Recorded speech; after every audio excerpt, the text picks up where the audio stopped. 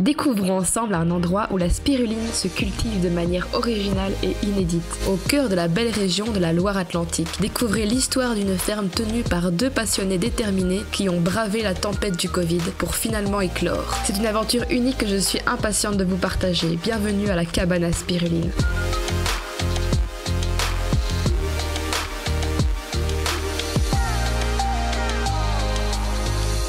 Bienvenue sur Spirulis, la chaîne qui parle de spiruline de manière insolite. Après ma visite de la spirulinerie, j'ai rencontré Richard qui vit à Nantes. Si vous n'avez pas encore vu la vidéo sur la spirulinerie, elle se trouve dans le i au-dessus de cette vidéo.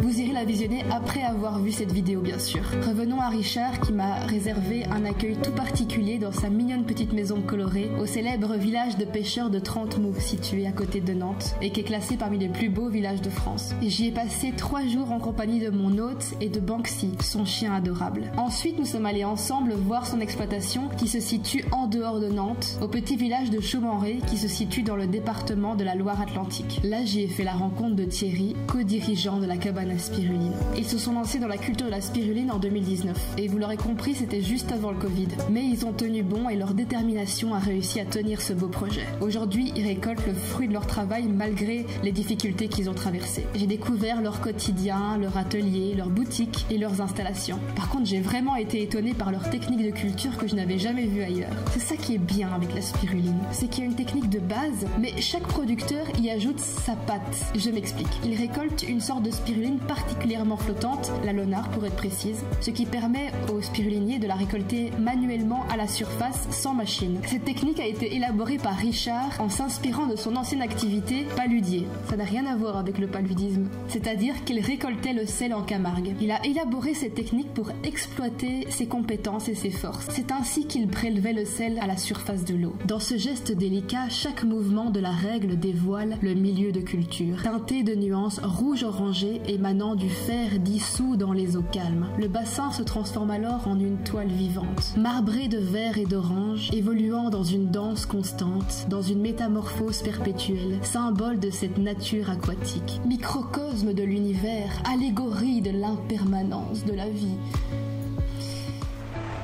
Bonjour, je me présente, Richard, sur la ferme de la cabane à spiruline, située entre Pornic et Nantes. Nous sommes 2 associés sur la ferme. Ce qu'il faut savoir, c'est qu'on est 2 vieux amis, ça fait plus de temps qu'on se connaît. On avait déjà eu une expérience professionnelle ensemble avant dans l'associatif. En 2018, lors de vacances à l'étranger, on n'a pas forcément envie de retourner au boulot. On s'était dit, qu'est-ce qu'on pourrait faire ensemble comme prochaine entreprise. J'avais envie de revenir à la production. Il faut savoir que j'étais paludier avant à Guérande. J'avais un désir de revenir à la production. Thierry, lui, avait toujours travaillé dans le social, il avait un désir d'aller vers quelque chose de plus concret. On s'est rapidement dirigé vers la spiruline parce que voulait une agriculture respectueuse de la nature et de l'homme sur de petites superficies. Plus on s'y intéressait, plus ça nous captivait. Quand on fait toujours un bilan de positif ou négatif, on a rempli sans problème la colonne positive, mais du côté négatif, on n'a jamais réussi à mettre quoi que ce soit. C'est une production agricole qui demande très peu d'eau, qui demande très peu d'énergie pour produire, qui fait très peu de déchets, voire pas de déchets, qui respecte la planète et l'homme. Ça correspondait vraiment à nos valeurs. On a cherché des serres, donc toujours dans l'optique de coller à nos valeurs. Ce sont des serres qu'on a achetées d'occasion, qu'on a remontées à l'identique 6 mois plus tard sur le terrain qu'on avait trouvé. Après la construction des serres en plein confinement, on s'est attaqué à la construction des bassins. Cette serre et ces bassins ont été dimensionnés pour 2 personnes. En fait, on a à peu près 750 mètres carrés de bassin. Donc pour revenir précédemment, le fait que j'avais été paludier, ça nous a permis d'adapter notre process de récolte, puisqu'on travaille avec une souche, la lonard, qui a une particularité d'être assez flottante, qui nous a permis d'adapter notre process de récolte à la guérandaise, à la paludière. Effectivement, la spiruline va remonter vraiment en surface. On va utiliser une règle de récolte flottante. On part de la moitié du bassin et on concentre la partie supérieure du bassin. On concentre tranquillement, jusqu'à arriver dans le dernier mètre. Et là, dans le dernier mètre, on se retrouve avec une couche assez épaisse de spiruline qu'on peut récolter avec une lousse à fleur de sel. Ça, c'est assez particulier parce que je pense qu'on n'est pas très nombreux à utiliser cette souche de spiruline avec cette façon de récolter en surface. Après, on a une phase de pré-filtration qui nous permet de retirer les petites impuretés, puis une phase de pressage avec des tables sous vide. En l'espace de 10 à 15 minutes, ça nous permet d'obtenir le fromage. On évacue à peu près 80% de l'eau. Et après, nous avons une phase d'extrudage qui nous permet de faire des petits spaghettis sur des claies. La dernière phase, c'est la phase de séchage. Un séchage basse température à moins de 42 degrés pour préserver les nutriments, les sels minéraux, les vitamines. Dans cette ferme, on a une boutique, on fait pas mal de visites, ce qui nous amène pas mal de monde puisqu'on est près de la mer. On a une saison touristique assez importante l'été. Du coup, dans cette petite boutique, on peut trouver nos produits. On a notre spiruline en brindille, sous différents formats, de 100 grammes à 1 kg. On a aussi notre spiruline en comprimé. On peut trouver aussi une petite bière qu'on fait avec une microbrasserie locale, un Machecou, juste à côté. Du coup, on peut y retrouver sa petite couleur, la petite couleur de la spiruline, qui on a un bleu-vert, un vert bleu, ça dépend comment on regarde. Une bière non filtrée, petit goût de citron, légère. La bière des sportifs. Voilà pour nos produits, notre gamme de produits.